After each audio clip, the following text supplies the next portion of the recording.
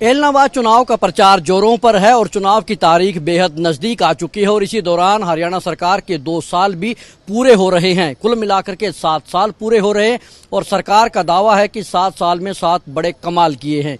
क्या वास्तव में सरकार ने ऐसा कोई काम किया है जिसको कमाल कहा जा सकता है और एलनाबाद चुनाव का नतीजा क्या हो सकता है?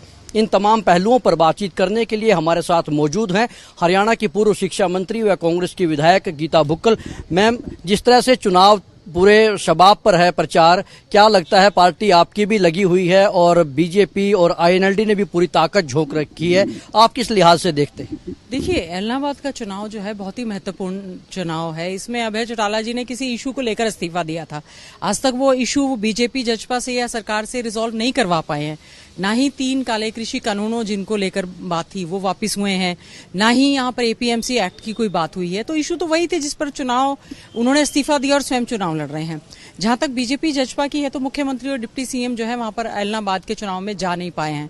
बीजेपी के प्रत्याशी का जो कॉमन प्रत्याशी है उसका बहुत ज्यादा विरोध हो रहा है। वहां पर मैं समझती हूँ हमारे कांग्रेस पार्टी के जो प्रत्याशी पवन बेनीवाल हैं जनता के बीच में जा रहे हैं। बड़ा अच्छा रिस्पांस मिल रहा है और हमें पूरी उम्मीद है 30 तारीख जो वोट का दिन रहेगा उसमें हाथ के निशान पर सब लोग वोट डालकर कांग्रेस पार्टी के प्रत्याशी को वहां से भारी मतों से जिताएंगे। अभय चौटाला ने जो त्याग पत्र दिया था वो कृषि कानूनों के मुद्दे पर दिया था, तो क्या इस चुनाव को एक छोटे तौर पर रेफरेंडम मान लिया जाए कृषि कानूनों पर? देखिए, रेफरेंडम क्या, उन्होंने चुनाव दिया था किसानों के हित में।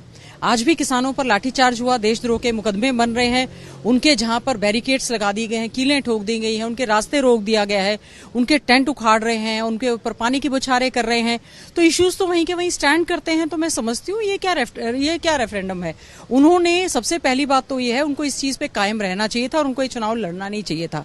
और जिस समय आदरणीय चौधरी भूपेंद्र सिंह हुड्डा जी लीडर ऑफ अपोजिशन हम लोग अविश्वास प्रस्ताव लेकर आए थे विधानसभा के पटल पर, अभय चौटाला जी को कांग्रेस के साथ खड़े होकर सत्ता पक्ष पे बीजेपी के खिलाफ जो है अपना वोट देना चाहिए था और कांग्रेस के साइड पे उनको खड़ा होना चाहिए था। लेकिन इससे पहले बड़ौदा का एक उपचुनाव हुआ था, उसमें कांग्रेस ने पूरी ताकत झोंक दी थी। वो ताकत एलनाबाद में नजर नहीं आ रही।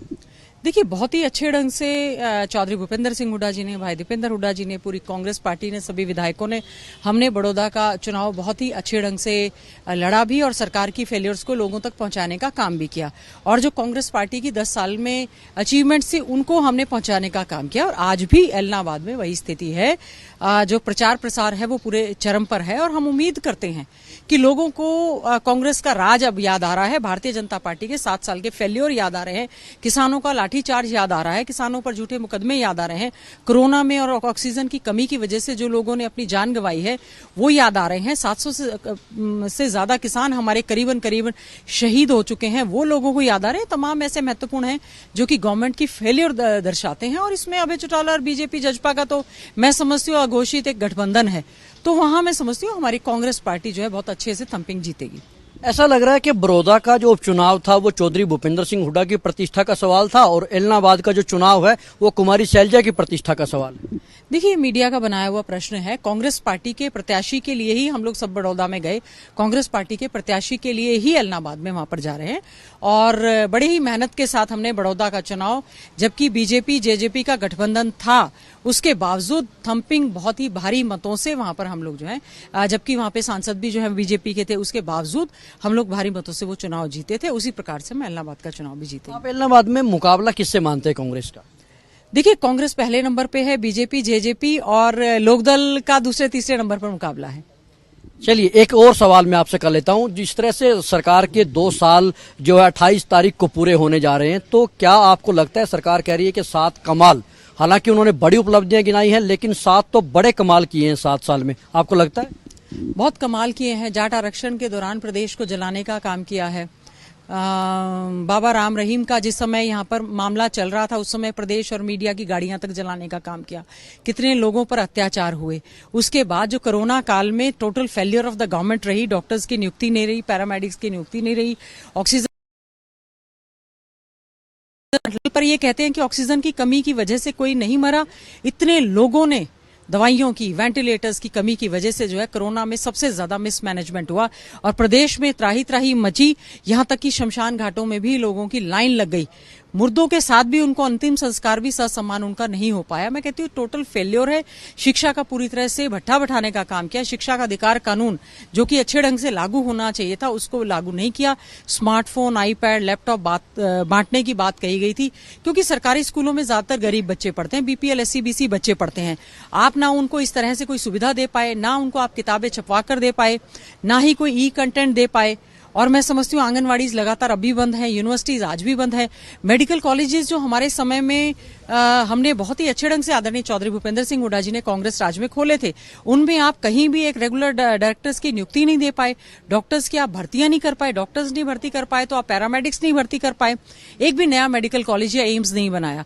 हमारे समय में भाई दीपेंद्र हुड्डा जी जो हमारे सांसद हैं, उन्होंने अपने प्रयास से एम्स में और नेशनल कैंसर इंस्टीट्यूट के अलावा 11 और इंस्टीट्यूट्स लेके आए थे। सरकार की बहुत बड़ी फेल्योर है, एक भी जो एम्स इन्होंने घोषणा किया आज तक उसका जो है काम शुरू नहीं हुआ है, और जो नए इंस्टीट्यूट्स थे वो भी वापस चले गए हैं। कल्पना चावला के नाम से मेडिकल कॉलेज था, उसको यूनिवर्सिटी बनाए जाने की बात थी, कुटेल में उसका नामकरण केवल आपने बदल दिया, उस पर भी एक ईंट नहीं लगाई। तो मैं समझती हूँ लॉ एंड ऑर्डर की स्थिति देख लो, क्राइम इतना बढ़ रहा है, बेरोजगारी के मामले में आज हरियाणा जो है पूरे देश भर में आगे हो गया है। कोरोना की आड़ में घोटाले और घपले तो 7 साल में इस सरकार में जरूर हुए, लेकिन बेरोजगारी में जिस तरह से पेपर लीक की घटनाएं हुई हैं, मैं समझती हूँ सरकार को शर्म आनी चाहिए। और क्या वो गुणगान कर रहे हैं, लोगों में आज त्राही त्राही मची हुई है, फसलें बर्बाद हो गई, स्पेशल गिरदावरी हुई नहीं, फसलों के दाम मिले नहीं, बाजरा पिट रहा है, कोई खरीद नहीं रहा, धान सड़कों पर रुल रहा है। तो मैं समझती हूँ पूरी तरह से हरियाणा प्रदेश को पीछे ले जाने का काम इस 7 साल में सरकार ने किया है। एक आखिरी सवाल, इस 7 साल में सरकार को आप 10 में से कितने नंबर देंगे? देखिए, सरकार तो परफॉर्म ही नहीं कर पाई, अभी तो परफॉर्म करके पेपर ही नहीं सबमिट कर पाई, तो कोई मार्किंग इनको नहीं दे सकते, पूरी तरह से फेल है। शुक्रिया। तो ये थी कांग्रेस विधायक और पूर्व शिक्षा मंत्री गीता भुक्कल, जिनका साफ तौर पर कहना है कि सरकार कोई अच्छा परफॉर्म नहीं कर पाई है, इसलिए सरकार पूरी तरह से फेल है और उसके 0 नंबर हैं। साथ ही उन्होंने दावा किया कि एलनाबाद उपचुनाव में कांग्रेस एक बेहतर प्रदर्शन करेगी, और हालांकि उन्होंने जीत का भी दावा किया है। देखना होगा कि एलनाबाद की जनता किसको जिताती है और कौन वहां का एक बार फिर विधायक चुनकर आता है। कैमरामैन विपिन के साथ Rajesh Chauhan, Living India News, Chandigarh.